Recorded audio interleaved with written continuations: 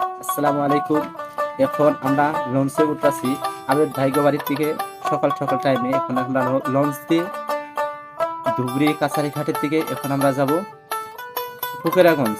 ফকিরাগঞ্জ একটা কাম আছে আমাদের, সেই কামটা দেখি শেষ করা যায় নাকি, কামটা হাসিল হয় নাকি। এই যে লঞ্চে উঠতেছি, দেখতেই পারতেছেন। দেখেন আমি গাড়ি স্টার্ট দিব বলে গাড়িতে উঠলাম, কিন্তু স্টার্ট দিয়ে অল্প চালাইলামও লঞ্চের ভিতরে, কিন্তু ওরা বললো যে না এখন গাড়ি স্টার্ট বন্ধ করো। বন্ধ করতেছি, বন্ধ করে ফেললাম। এখন গাড়িটা ওরাই উঠবো। এই যে এখানে টিকিট কাটা লাগে, পয়সা দেওয়া লাগে, নাও ভাড়া, জাহাজ ভাড়া। একটা করে গাড়ি পার করলে 100 টাকা করে নেয়, আর আমাদের দুজনের তো 200 টাকা নিলই। এই যে দেখছেন ব্রহ্মপুত্র নদীটা কত বড়। মানে কাছারি ঘাটের থেকে আমরা ফকিরাগঞ্জ যাব। এখানকে কাছার ঘাটের থেকে ফকিরাগঞ্জ মানে সেলেও দিয়ে গেলে মানে 1.5 থেকে 2 ঘন্টা টাইম লাগে। দেখতে পাচ্ছেন জাহাজের ভিতরে বর্তমানে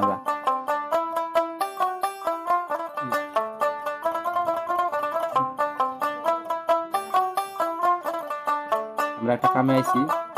এখন ফকিরাগঞ্জ যাব, দেখতেন। এরকম দেখা যায় বর্তমান দেখতেছেন বিউটিফুল নেচার একটা, আসলে মনটা শান্তি হয়ে যায় মনে হয়। কই এই যে এটাতে আমাদের চলতেছে জাহাজটা, এখানে মাল বাড়ি দিতেছে, গাড়ি আছে, আর অনেক লোকজন রয়েছে। ভয় করে কেন উপরে তলায় উঠছি। এখন উড়ে গেলে তো শেষ। বিষয়টা দেখতে পাচ্ছেন একদম বিউটিফুল। আর কেউ যদি এখান থেকে পড়ে যায় তাহলে তো শেষই, একদম মাঝে ফেসে আসি। আর এই যে আমাদের আজাদ ভাই, এখানে গাড়ি, মানুষ, মাল মেডেল রয়েছে।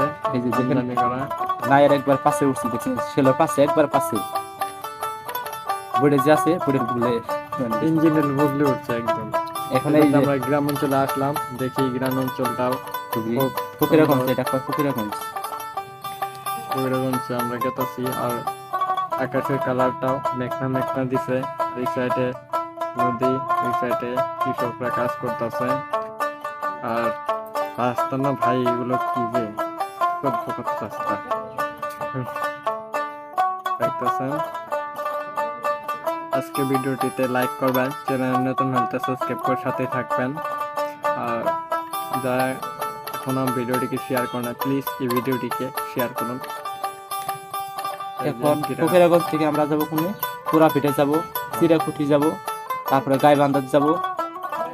ওখানে পুরাপিঠে গ্রামটা এত বড়, মানে 5টা নম্বর পর্যন্ত, 9টা নম্বর পর্যন্ত, মানে পিঠে পিঠে পিঠে কি পুরাপিঠে 70 নম্বর পর্যন্ত আছে। যাই বেটা, উপায় নেই যাই। এই যে গ্রাম অঞ্চল, দোকান, কিন্তু রাস্তাটা খারাপ। গ্রাম অঞ্চলের রাস্তা উপর আমরা থেকে রাস্তা ভুলে যাই, কোন দিকে যাবো। কোনো জীবনে যাইনি, লাইফে ফার্স্ট মাসের কাছে শুনে মানে পুরাপিঠে গেছিলাম। গাইবান্ধার চিরাকুটি, ফকিরাগঞ্জ বাংলাদেশের মতনই লাগে এই গ্রাম হিসেবে। এরকমই লাগে। এই যে দেখতে পাচ্ছেন স্কুলের ছাত্রছাত্রীরা আসতেছে।